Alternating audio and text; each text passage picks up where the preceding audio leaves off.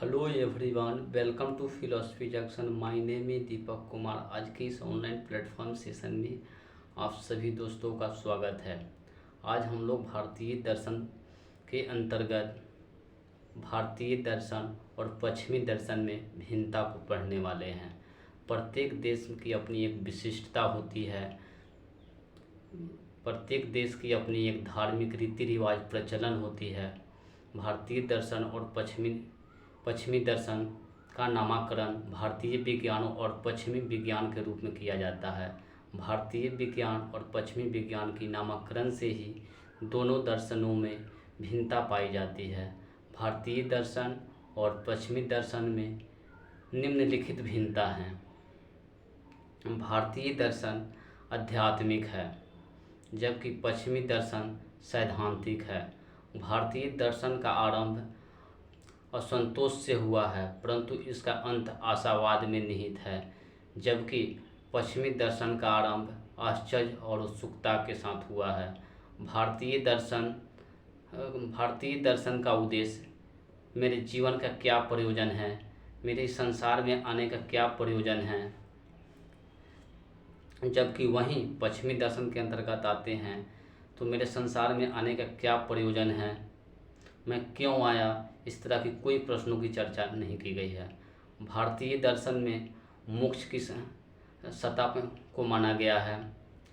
मोक्ष की प्राप्ति, जन्म मरण की श्रृंखला से मुक्ति ही मोक्ष का मार्ग है।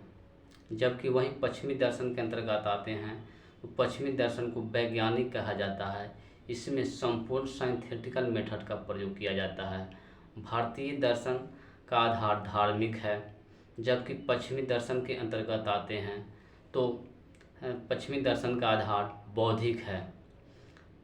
इस पश्चिमी दर्शन में संपूर्णता बौद्धिकता को प्रश्रय दी जाती है। वहीं भारतीय दर्शन में धर्म की सत्ता पर विश्वास की जाती है, धर्म में आस्था रखी जाती है।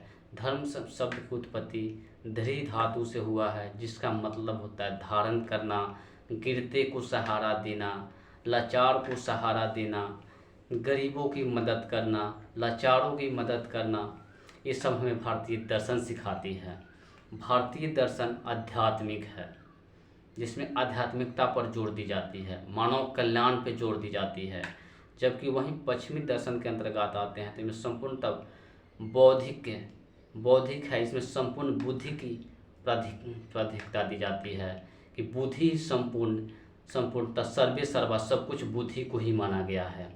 जबकि वहीं आते हैं तो भारतीय दर्शन के अंतर्गत तो भारतीय दर्शन परलोक की सत्ता में विश्वास करती है, स्वर्ग नरक की सत्ता में विश्वास करती है। अगर अच्छा कर्म करेंगे तो स्वर्ग मिलेगा, बुरा कर्म करेंगे तो नरक मिलेगा। इसलिए भारतीय दर्शन में परलोक की सत्ता की व्यवस्था की गई है। वहीं पश्चिमी दर्शन के अंतर्गत आते हैं तो पश्चिमी दर्शन में इहलोक की सत्ता में विश्वास की गई है।